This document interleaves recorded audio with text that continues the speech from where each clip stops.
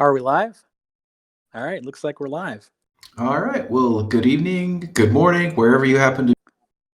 Thanks for tuning in to the holiday edition, the 2019 holiday edition Q&A live stream. I'm Terry Walters, or Tech Hobo, and I'm here with Matt Zweil, or Stack Overflow. Say hi, Matt. Hey, how's it going? Going good. So we were just discussing before the show started how quickly time has passed. And I wanted to start off. It seems like we were just doing this just a short while ago, but it's another holiday season, and we have many things to talk about tonight. But I really wanted to start off with sort of a year in review. Let's talk about what it is that we've accomplished in terms of technology, community, and otherwise. So, Matt, what have we gotten done this year? It's it's a lot is the short answer, but the highlights I'll run through some of these things, and the whole of it looks pretty amazing. I feel like just like you do, like a year ago today, we were doing our 6 month celebration because we had launched 6 months prior. We're now a network that's 18 months old, and in just the last year, we have seen huge growth in the community, in the team. I want to say this time last year we had 7 active core contributors. We now have 20. We had a community of about 600 people that had recently migrated from Slack over to Discord, and now we have close to 1,800. So it's nearly 3 times as many. We had almost no following on Twitter to speak of this time last year, maybe a few dozen, and we have since grown to 1,100. So our grassroots community driven approach to growth has shown a strong, consistent increase in the number of people that are engaged to and participating in the project. So just the size of the community has been a huge win for us. As for accomplishments this year, we we debuted a cross platform wallet, which is the Mojo wallet that now everybody uses, and it works on any platform, and it is fantastic. We we created multiple implementations of the Mochimo code base outside of the original C. We have now a Node.js implementation. We have a Java implementation. There is an implementation in OpenCL, in CUDA. We have we have done these things to increase access for developers so that they can get in there and work on the code and work on the network and make it better, without having to be experts in C, which can be a little bit arcane in some cases. So we've got that going on. In a similar vein, we have created the public API, which is a public facing middleware layer that people can connect into our network and pull all sorts of information about transactions, blocks, and so on, block history, state of the network. All of that is accessible via a public API, which is there for anybody who wants to do third-party integrations to the platform. We stood up a wiki. I know it's a little thing, but there's a wiki server that now exists in both English and Chinese and has hundreds of pages, many with how-to guides on how to engage to the project and how to run mining nodes with full animated gifs walking people through those things. So the wiki is a 2019 win. We created the Windows miner. That was also 2019. So the Windows headless miner is something that people, if they don't have public IPs, or the ability to really bypass inbound firewall filters, the Windows headless miner will run on any Windows machine that has a an NVIDIA card on it. So that's a 2019 win, as is the advent of mining pools. So we saw the creation of 2 mining pools, one third party, the MCM pool, and then also um, a mining pool that was created by some of the core contributor teams. So not necessarily affiliated with the project, quote unquote, but just a few of our core contributors that were interested in doing a mining pool got together and put together software based on the Java implementation that runs now a mining pool called the Alamanuti mining pool, and we're going to be making that mining pool software available to others in the relatively near future. So that also a 2019 win is the advent of mining pools. The public fountains came about in 2019. So there are 4 dedicated public fountains that anybody can register a tag with and get a small amount of Mochimo to register a short tag to have an account on the Mochimo network, all available for public access. And the the multi-destination transactions are a thing now. That's not a thing that really impacts, I think, most community members, but the ability to be able to send one transaction to up to 100 recipients at once really helps the network scale, particularly for third-party payment processors as we envision them. So um, that was a 2.3, which was a 2019 win, and we have survived the onslaught of FPGA mining. So we went through an experience in March April timeframe where some people were able to take the original mining software that we had and port it over to, rather cleverly actually, to some FPGAs, and they took that code and it was starving out the GPU miners on the network. And so we came together as a team and we talked to the community, and they said, "Hey, we want you to fork the mining protocol."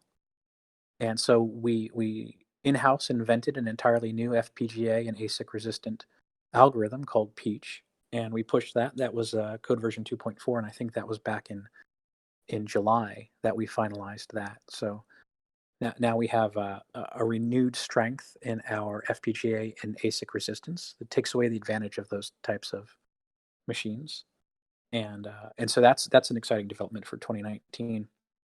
Also, on the market side of things, we saw our very first exchange listing in 2019. So, a lot of projects, when they first get started, the exchange listing is like the first thing that makes them feel like they've really sort of arrived in the marketplace. And for us, that happened in March of this past year, and then it happened again and again and again and again. So we are now listed on 5 different exchanges, and this is remarkable in part because as a project that didn't have an ICO and doesn't have any investment funds at all to speak of, we haven't been able to go out and reach out to exchanges and pay these exorbitant listing fees. So what we've had are some forward-thinking exchanges that reached out to us and said, "Hey, you guys have a really cool project. We want to go ahead and list you." And I think some of them had some like a minor listing fee. I think QBTC was one where um, our community member and moderator Aaron put together a drive to get us listed on QBTC, and or maybe that was QTrade, and maybe it was Backup Kami that did QBTC. I don't recall, but we had 2 of them that required kind of a moderate fee, but the community came together and donated those funds to get us listed. So unlike a lot of these other projects where they're sitting on large investment funds or funds left over from ICOs where they can just reach out and pay to get listed. We have been listed on 5 occasions based almost entirely on our merit as a project, which I think is really impressive. And so that's another thing that's happened in 2019. We have also gotten listed on uh, CoinGecko, CoinPaprika. We're listed on Blockfolio. These are all things that have happened in 2019 as well. So the ecosystem around Mochimo has really strengthened and gained some traction outside of the project since we're included on these other third party platforms. So I mean, off the top of my head, that's all I can think of that we've really. I'm sure there's tons of other stuff. Like for example, we've had deep dive articles that have introduced the world via our Medium blog to the inner workings of Mochimo and some of its advantages. So that's another thing, from a publishing perspective, we have we have ramped up the publication of guides on how Mochimo really works. Um, we've done some other things along those lines. We had a complete facelift of the website and all of that. I think happened back in February, and we are in fact creating a new style guide. So there will be even further improvements and advancements to how we position the look and feel of our websites, Block Explorer, and so on. And these are just the things that I can think of, sort of off the top of my head. Um, Nice. But I mean, it's a lot, as you can see. Think about Yeah. all of the stuff that I just talked about happened in the last 12 months. Really, actually, I'm not even covering things that happened before February. So, Yeah. As a completely community effort, like it's not like we all don't have day jobs. That's the impressive thing to me is that it's folks working nights and weekends to bring this, bring this creation to life and keep it going and making it better and better. And that's a pretty cool thing. I'm really intensely proud of this community and of the people that have come together to contribute to making Mochimo more than an idea.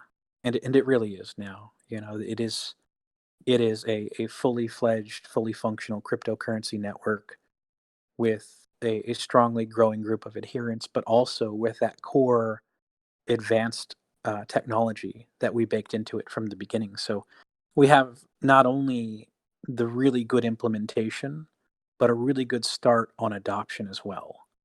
And I'm really proud of that. This community is amazing. I'm happy to be here every single day. It makes me happy to log in and chat with people and share with them, what we're working on and uh, and all the new and exciting stuff as it comes out. Nice. So let's shift gears a little bit and let's sort of near term future. What do we? I know you've mentioned it a little bit before, and there's a lot of buzz about the privacy layer. Yeah. So let's talk a little bit about what that is for folks that are new, what that looks like, how it functions, and maybe a little bit of the timeline. When are we at at making that happen? Is it at the end of next year? Is it like just a ballpark? Tell us about that. So the plan is to release the privacy layer in the first quarter of 2020. And just to clarify, the privacy layer is what we call a second layer service on top of the Mochimo protocol and Mochimo network. And what it means is that each of the nodes will be capable of processing a certain kind of contract between um, disparate third parties.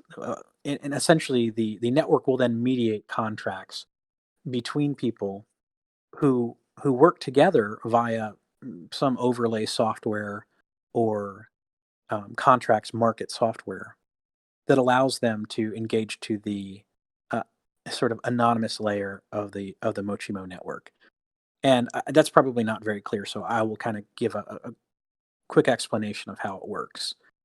Imagine that you and 10 strangers come together and you say, I want to own Mochimo, but I want it to be anonymous entirely, completely fungible, completely untraceable.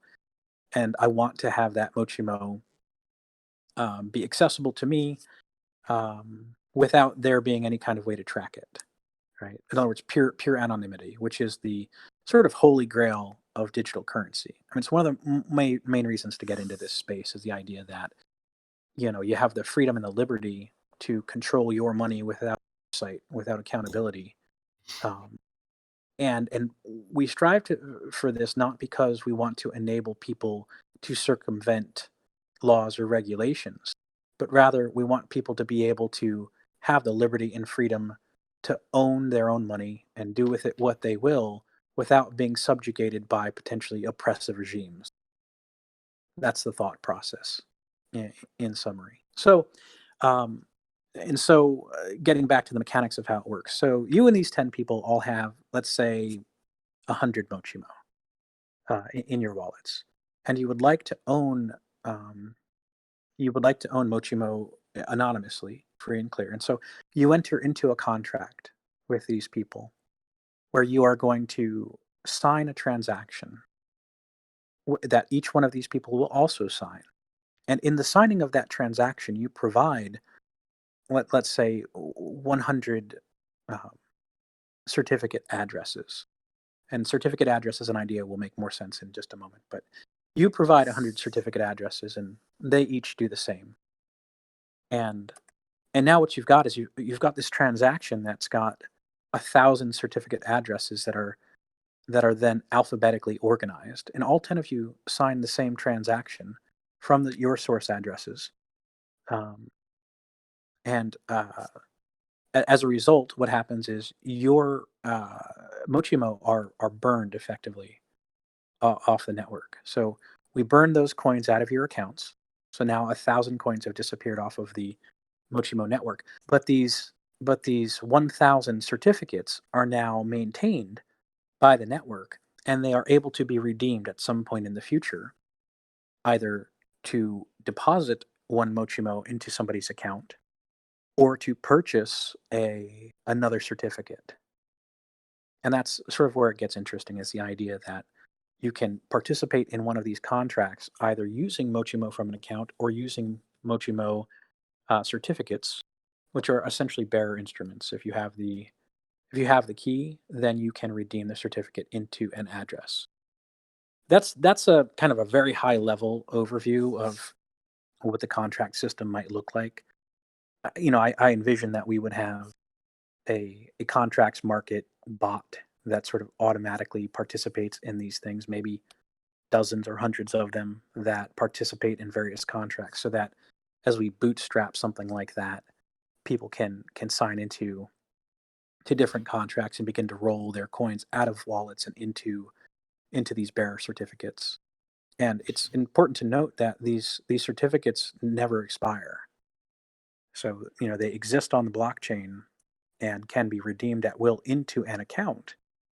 And because of the way that they are brought into existence, which is to say there is no direct connection between the certificate and who purchased it, and because you have the ability to reinvest that certificate into another contract, it's functionally impossible to track back the origin of the certificate. That's the So that's the long and short of how the privacy layer works. okay, so it's a little bit it's like previously we've had coins that had experimented or leveraged ring signatures or something like solution It's not. to I mean, it's not too different from that, right? But it's okay. the difference, I suppose, here is that it's entirely second layer. The node logic facilitates these contracts, but the contracts themselves happen off chain. I see. They're basically put together. Um, Now, I envision that we will have node logic that people can include, so that the nodes themselves can mediate contracts and create a contract market. Um, but it's not necessary for somebody to run that kind of node. The other nodes will still process those transactions and honor those contracts and validate them without necessarily participating in the creation of them. So that's pretty cool. So this, I mean, we call it the privacy. We're increasing the functionality and capability of the overall the second layer piece. So I could see other developers using that to do things we haven't even thought of yet, which is which is kind of Yeah, exciting. yeah, almost certainly. Yeah, nice. So uh, so let me change gears on you.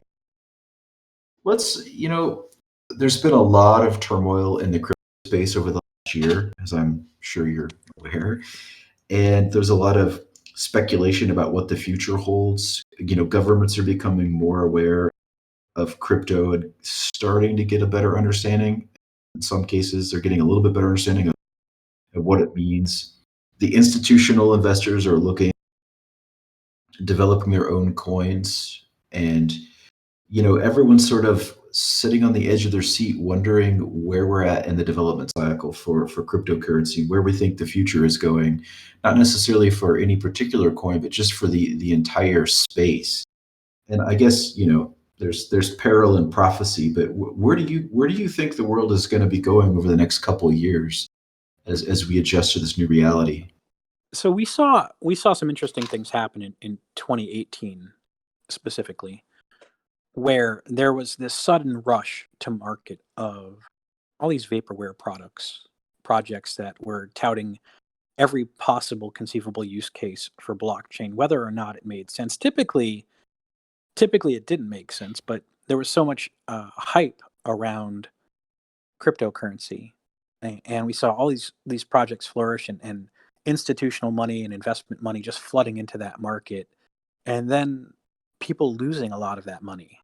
We saw this bubble of the Bitcoin price shooting up to 20,000 and then crashing back down. I mean, it was a volatile time in a nascent marketplace for cryptocurrency where there was a great deal of excitement and people basically believing that crypto could do anything, that blockchain was the solution for everything. And then we hit this period of fatigue, I think, and that has continued throughout 2019 as the advent of layer one projects has just sort of begun to seriously drop off, and we've seen a lot of projects that previously looked strong have kind of dwindled away into nothing. And I think a lot of that was driven by the hype bubble popping, uh, along with the price bubble, and all of that energy that went into the ecosystem of cryptocurrency has sort of fragmented. And we had the hope for some layer two services to really solve the scaling issues, and that hasn't really materialized. And we had some contentious forks of currencies through 2018 and 2019, and as a consequence of that, I think some of the shine is off the apple for cryptocurrency just in general. And aside from the fact that people lost a lot of money on a lot of bogus projects, there's also the reality that a lot of the flagship projects have been underperforming the hopes and expectations of the people that are involved in those things, and that has attracted a lot of talent, and then used up a lot of talent for not much practical functionality. And so when you have projects like Mochimo, which are a different sort of animal altogether, I mean, we didn't do the ICO, we didn't ask anybody for any money. We made a point not to tell anybody about anything other than things we had already created. We're like the anti-hype project, right? So we've weathered that storm remarkably well, and have gained traction and followers on a literal daily basis, where the rest of the crypto space has sort of been contracting back into a few really big names and some really well funded projects, and then one or two little projects like Mochimo that are just slowly gaining traction.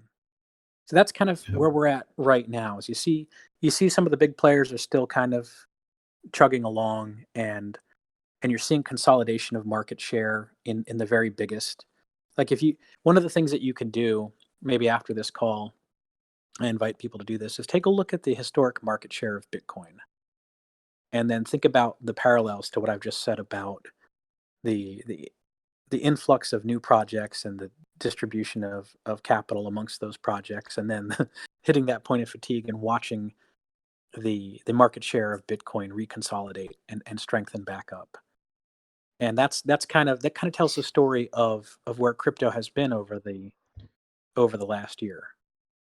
And so where does it go from here, right? Like, is crypto still the great hope for the future of money that it was hyped as being in 2017 and 2018? The short answer is yes. Um, but there's work to do, and that's what was missing, I think, in 2018 and Yeah. 2019, is that the work that's needed to make these things better, to make them scale, to make them fast, to make them ubiquitous and anonymous, and all of those things that are going to make it possible for people to really use electronic currency. That work still needs to be done, and that's what we've been doing all along.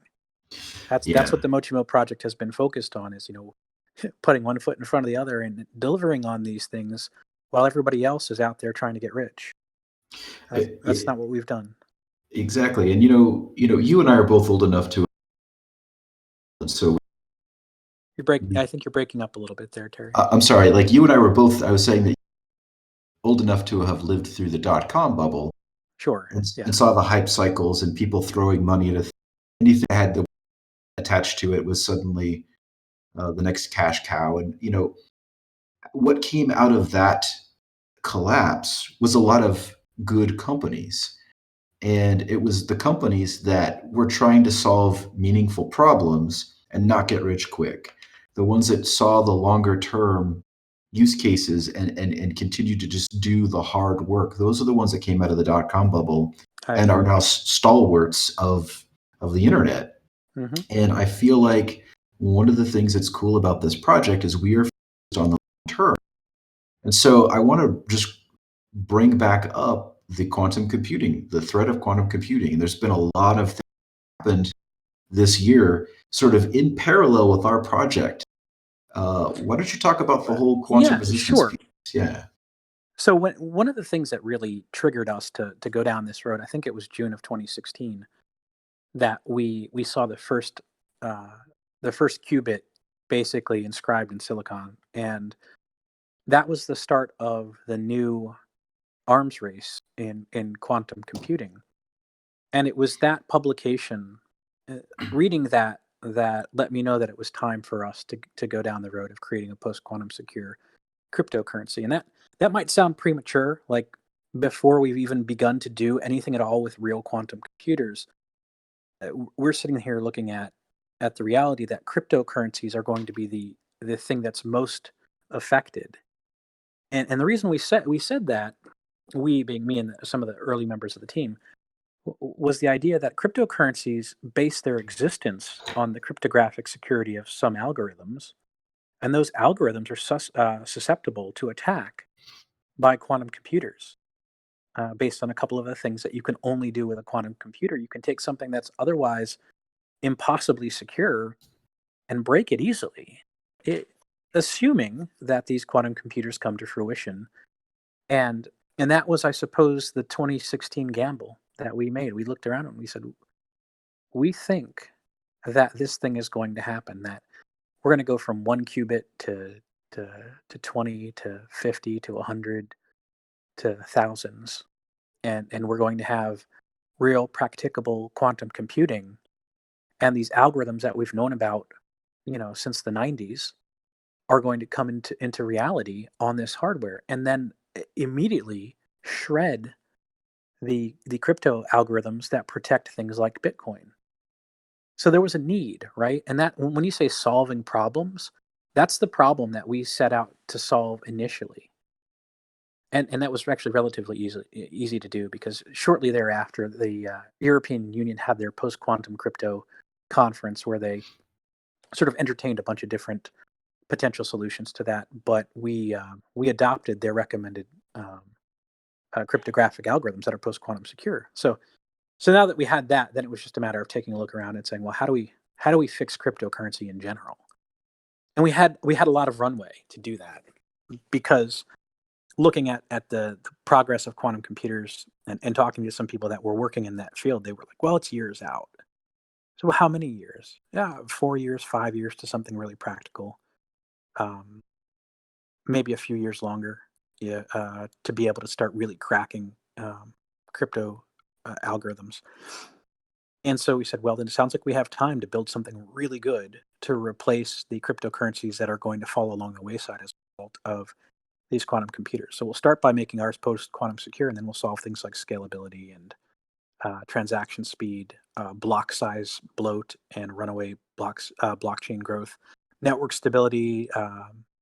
We're gonna solve the transaction and block distribution problems that exist in these other layer one cryptocurrencies. So that's the work that we set out to perform, and we did that pretty much because of the beginning of quantum computing. And what we saw since then is one new quantum processor after the other. While we've been working steadily on our post quantum secured blockchain and cryptocurrency, we have seen Google and IBM and a few other players producing one new post quantum, quantum computer after the other, until very recently, within the last couple of months, we have the announcement that we have quantum computers now that do things that classical computers can't do in thousands of years, right? So this thing that we sort of bet on in 2016, what we were betting on was human ingenuity. We were betting on the people like us, the nerds like us out there, looking at the possibility of quantum computers and saying, I believe we can make that a reality, and how cool would that be? Those are the people that we bet on. And you always bet on those people. And while Yes. we were while we were working on our thing, we were doing the same thing. We're saying this cryptocurrency thing is great, but it's not good enough. It doesn't work the way it needs to. It's not going to scale. There's no way that Bitcoin with a 16 transactions per second maximum is going to replace Visa, which can scale to 20,000 per second. That's not good enough.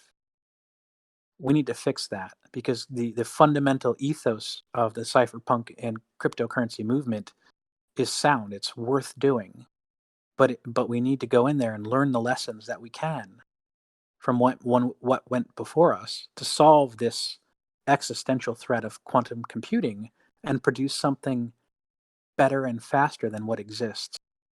And we're going to focus on that while the reason for the genesis of the project, quantum computing itself, comes into reality. And that's what's happened here.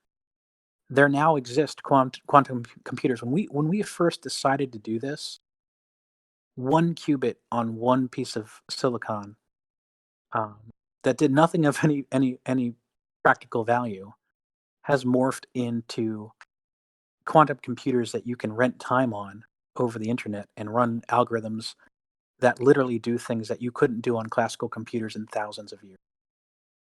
We're already Yeah, there. So it's so pretty, and it's amazing. It really is amazing, and I think that the coming year is going to be an interesting and surprising year for some folks who are maybe naysayers about cryptocurrency in general. But I think if you just look back over the long course of technological advancement, the newspaper industry early on laughed at the idea that someday people might read newspapers not in physical form, but on this thing called a personal computer. And they didn't take it too serious, and many of them went out of business. And only the ones that decided to embrace the technology and adjust are the ones that still exist. The and music industry, they went after file sharing and were very reticent to change until they were absolutely forced to. But the technology, the internet forced them to change. do you know that early on we talked about this is funny. We talked about how do we fix Bitcoin since we knew that this quantum computers were coming in. We thought, well, Bitcoin is the future in terms of e-commerce and electronic currency and all of that. So we need to fix it because these quantum computers are going to break it before you know it. And the answer that we came up with was it's already not good enough. Why fix something that itself can't meet the requirements of an electronic currency? And then how are we going to try to make the entire Bitcoin ecosystem change over to something that will amount to a significant hard fork, right? So you mentioned this thing about these newspaper companies that leaned into the future and started working on electronic distribution of content and how they survived and the other ones perished. But when we looked at the cryptocurrency space, we said we first thought, well, how do we fix what's already there? And then we realized that there really is no fixing it because it's decentralized. One of its greatest strengths in cryptocurrency is that it's decentralized. You don't have any single actor that controls it. And when it comes time to make major changes to the architecture of a system like that, that's its greatest weakness. We can't tell everybody, okay, guys, we're going to use the new algorithm for Bitcoin that makes it post quantum secure. And by the way, we have to migrate every single wallet address on the Bitcoin blockchain to this new algorithm.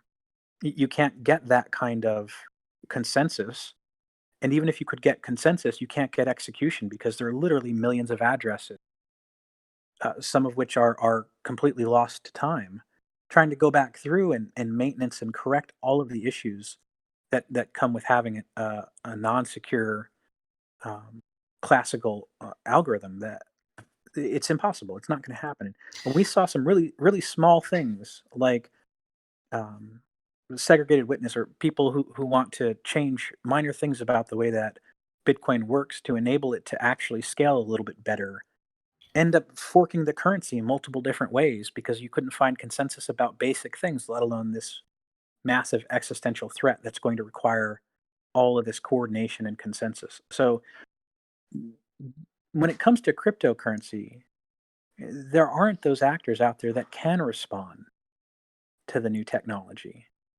If you're not prepared for it, you can't go back and fix it. Yeah. Not really. And people will try. I promise you that people will try. When ECDSA is getting cracked by quantum computers, and we're hearing these stories about people losing hundreds of thousands or millions of dollars from Bitcoin wallets, which is going to happen. It's going to happen. While that is happening, there will be other people that say, "Oh, here's how we fix it. We're going to switch over to this algorithm or that algorithm. There's a new way that you use Bitcoin such that you never expose the public key, which ends up making it completely unusable." People are going to have all of these solutions, and they're going to try to get other people to adopt it. And what you're going to see is, 15 different Bitcoin forks out there, each one claiming to be the one that solves the quantum problem. And Right. from that chaos, I expect to see pretty much the end of the Bitcoin and Ethereum era. And, Yeah. and And my it, hope is that projects like Mochimo, that from the very beginning planned for this, um, will be the ones that sort of inherit the crown at that point. yeah, and it's kind of hard to sit down and have a conversation about ways to prevent fires inside of a building. People usually just get out of them. So I will suspect that some of these projects that haven't made that switch, people are going to be sitting there with coins, and they're not going to be concerned how the fire is going to get put out. They're just going to be concerned about whether or not they're going to get burned, and they're probably going to take their coins and move them to something else. Yeah, they're gonna buy Mochimo with them. uh, Somebody's gonna be left holding that Bitcoin bag, yes, but it's not exactly. gonna be me. Well, this is fascinating. So we've got about 20 minutes left, and there was a number of questions that were posted, and I want to touch on some of those. We hit on sort of indirectly, but one of them, one of the questions we had, Oh, it's yeah. we didn't talk about the surprise yet. Oh yeah, yeah, yeah. Let's do the surprise. Like, Okay. and cue the surprise. Okay, so for those of you who are watching the live stream, you're gonna see one of two things that we've got to share with you. This is a new this is a new video that we have on our YouTube channel. So, Kami, if you can roll that video. Mochimo, a next-generation quantum-proof cryptocurrency and transaction network. Mochimo has true And so for the decentralization, viewers, what are we seeing here? ultra-fast transactions, Okay, so we're technically talking over the video, unprecedented so convergence we'll time, just let it play. and unparalleled scalability, all on a trustless, peer-to-peer network that runs on consumer hardware. Architectured from the ground up, it delivers a number of groundbreaking innovations that is simply decades ahead of other cryptocurrency and blockchain technology. It is a bulletproof, quantum-secure, easy-to-use, ASIC-resistant network that removes the FPGA advantage, all with a tiny block-size footprint. Mochimo is the answer to the failings of the previous generation of cryptocurrencies. For more information, visit www.mochimo.org. All right, well, that's the new teaser video for Mochimo. It's on our YouTube channel. We will be making it public for everybody to see. We also have some fancy new intro and outro videos to append all of our future YouTube publications, courtesy of Moginger Studios. Moginger is on our Discord. If you like the work that you see there, and you like what you see on our new intro and outro videos, feel free to connect with Moginger, because they do some really amazing work.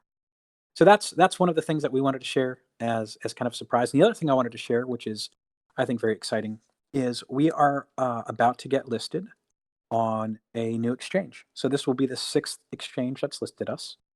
So that's the surprise um, for the call, is that we are getting listed on Vindax, Vindax, and I'm going to go ahead and pull them up on CoinMarketCap right now. Couple of things. This will be Mochimo's debut on CoinMarketCap, being listed on Vindax. That's so amazing. 6 exchanges within a year. Yeah, it's fantastic. And Vindax, I'm trying to figure out where their rankings are for exchanges on on CoinMarketCap. Let me see here. Exchanges. Just a moment. I should have had this ready. I'm sorry, guys. No, it's okay. All right.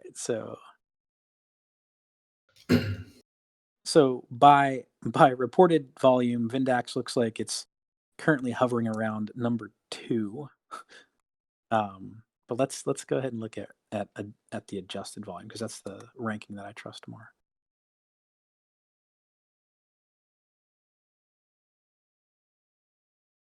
Oh, no, I was looking at the adjusted volume. Um, okay, so right now by adjusted volume, Vindax is presently sitting at number 2 in the market. So Wow. yeah, what that means is that we are going to get listed on the number 2 exchange by adjusted volume per coin market cap. It should be happening later this week. We're working with the integrators right now, and that's kind of our big holiday surprise. And the other thing that I wanted to share with everyone, and there will be announcements about this, as we are releasing an intermediary code version, which is version 2.4.1 that incorporates a whole bunch of really cool network enhancements, things that we've done to tweak the code to make it faster and more stable, to make it um, sort of immune to chain splits and other things that were happening as a result of some things that we identified in the random networks model. So we have rebuilt that portion of the code base, just the network communication. It's not a fork. It's not a required upgrade. You can continue to use 2.4 and it works fine. But 2.4.1 will be available to people. And, based on our testing and beta testing, um, you'll have just a much more stable experience with that code. We now feel like you could set up a mining node on 2.4.1 and walk away for a year and come back and it will be in sync and mining, right? And that's a level of stability that you're not going to find in a lot of cryptocurrency projects. And so that's those changes are going to be added to 2.4.1 and will be released as an official release here in the next couple weeks, certainly before the new year. So So those are the surprises, if you will, for the call. nice, nice. So that's a nice little early Christmas. That's great. Yep. About exchanges, one of the questions was related to exchanges, and they wanted to know: are there specific technical hurdles that prevent Mochimo from being adopted? We're Oh, I trying to don't think so. improve upon. No, Yeah, no, yeah. not at all. So here's the thing. Exchanges make money by virtue of transaction fees. And when you have a currency that's getting bootstrapped and doesn't have a massive marketing budget to drive adoption, doesn't have the indentured participation that the ICO brings, um, or even the purchased participation that airdrops bring. Those are all things we didn't do, and so our growth has been organic and slower than those other projects, just by definition of how we approach this. And what that means for exchanges is that if they're going to list us, they have to acknowledge that they're not going to see thousands and thousands of trades on a daily basis to justify the cost to on ramp Mochimo into their platform. And there is a cost, right? For most projects, it's not a problem that they don't have a lot of volume. The exchange is willing to list them anyway because they are using somebody else's code base. They're a Bitcoin clone or they're an ERC20 token or what have you. And for those coins, an exchange can list them in a matter of minutes, literally, because they do it all the time. It's just another clone of a code base for which they already have the tools and API calls and things set up, and they just point them at a different ticker on the ERC20 um, chain, and they're good to go. And Mochimo being an original code base, however, requires that these exchanges put a little bit of additional effort in to integrate. Our API is no less sophisticated or no less intuitive than that of a Bitcoin or some other major currency.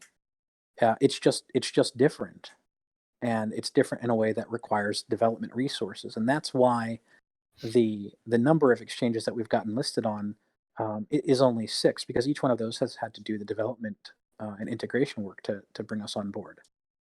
And when you couple that with the fact that we're not sitting on the millions of dollars of ICO money that all these other projects that started around the time that we began have, we can't bribe these exchanges with piles of money to do the integration. Right. And so instead, what you have are some exchanges that look at our project and say, wow, you guys are doing something really good and we want to participate in and support that. And that's pretty much how we've managed to get our six and uh, this sixth exchange. Nice, nice. So, I wanted to make sure we did touch on that because You saw what now? I saw that this question come up, and I wanted you touched on the fact that we do have an AP bust, and we've gotten good feedback on that now.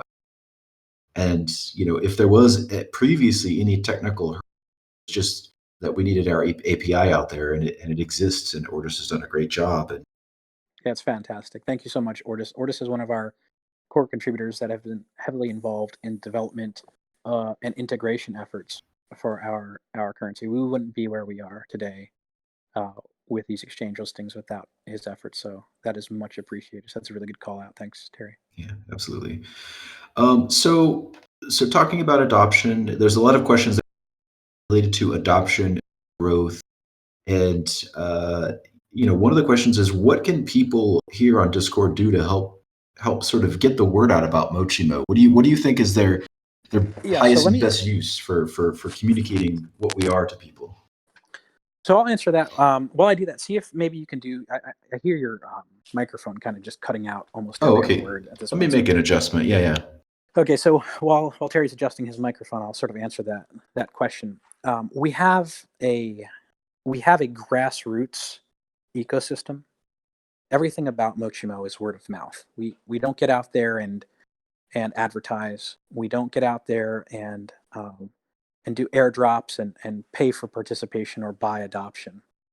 So the best thing that people can do individually is to lean into that approach and tell your friends and family members about Mochimo and participate. If you don't have accounts on the various exchanges, then get one. Be an active part of the ecosystem in general. When Mochimo communicates something on our social media accounts, if you can retweet those things or reblog or share, like all of that stuff, the things that drive awareness um, that have to do with the way that we have approached this are really people like you uh, telling their friends about it via the various media channels that you have available to you. That I think is the thing that I would ask people to do. Separately, we are working on the marketing side of things. Certainly, the branding has come a long way in the last year, and we have the complete re-envisioning of the website coming up, where we'll have this cohesive look and feel to all of the pieces and parts of the Mochimo ecosystem. So that's on its way, and we have these animations and videos and things that we're pushing out to YouTube. So just telling people about those things and sharing those things, I think, is going to be the best path forward. I don't envision us paying third parties to market us. Not that I wouldn't. Certainly, I would. Uh, just because I love this project and I want people to know about it. Um, but because, like I said before a few times on this Q&A, that we don't really have the funds that other projects do. We're bootstrapped. We have built this thing with a group of volunteers, and so we don't pay for that kind of advertising. So word of mouth, sharing it, liking it. When you see us tweet something, retweet it. When you see us send a link, share it with somebody else. If you see something that you think that we're doing good, and you want to blog about it or what have you, let us know. That's the best way that you can help us. Nice, nice. Is my audio any better now? I jumped I off and jumped back on. I think maybe it's hard to say. Okay. Well, fingers crossed. Sometimes Discord can be a little persnickety with the audio. Yeah. So there's two other questions here, and I know the person that asked these wants me to ask them. So if you had $1 million to spend on the Mochimo project, how would you spend it? And if you had $1 billion to That's spend on a ridiculous. Mochimo project, how would you Uh, spend it? $1 million. Okay, so somebody hands me $1 million and they say, "Hey, we want you to do something with this that benefits the Mochimo project." So for starters, I think that I would approach this from a most bang for your buck kind of approach. I want to say that the measure of success for the Mochimo project is adoption, right? Not necessarily what is the valuation of the currency, but rather how many people are using it. So if I had those funds available to me, I would be negotiating with third-party payment processors probably to onboard Mochimo to payment systems, using that money to leverage those things so that people who have Mochimo, who are mining in the community and accumulating those things, have diverse ways to spend Mochimo in practical ways. And I think that that's the sort of thing that once you begin doing it, sort of takes on a life of its own. So if I had the sort of bottomless amount of money to spend on Mochimo, that's probably where I'd start. Is I'd negotiate contracts with these third-party payment processors to accept Mochimo so that people can buy anything anywhere with Mochimo. That's probably our best Nice. path, the most bang for the buck. And I suppose if I had any left over, I'd look at hiring a marketing firm to kind of get in people's faces about Mochimo. Right. To just be like, hey, this is the thing, you need to know about it. The way that conventional classical marketing works on the internet. Right. So, you made me think of something while you were talking about that. And, the promise of cryptocurrency has always been to help people in places where maybe their governments destroyed their currency, maybe they're struggling. And, you and I'm not going to call a person out, but you and I know of several people, one in particular that's part of our community who struggles every day to provide resources, basic resources for his family. And he's basically getting by on either the US dollar or cryptocurrency. That's how he's feeding his family in this particular country. And Yeah. to me, the greatest success that we could achieve is produce something that is secure and fast and helps people like him and others around the world meet the basic needs. uh, when they're put in a situation where they're being oppressed or their economy's been destroyed for whatever reason, hmm they're not empowered to fix those sorts of things, but they are definitely stuck in that situation. Yeah. So if So here's the interesting thing. I think I know who you're talking about. So we've engaged somebody to do a little bit of work on our project, and we've been able to compensate them with cryptocurrency. And they were able to take that cryptocurrency, and in exchange for their highly technical skills, they've been able to bring that resource cross border, and turn it into the goods and services that they need without intermediating it as fiat currency. And they're in that position because they are in a failed regime where the value of their money is basically now not, basically zero.